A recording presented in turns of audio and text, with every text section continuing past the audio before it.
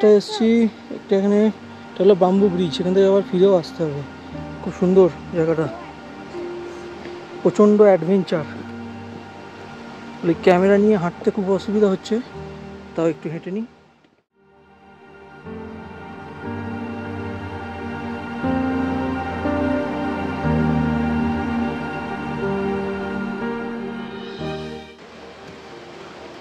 এই যে অনেক ভয়ে ভয়ে আসছে, খুব চাপে আসছে।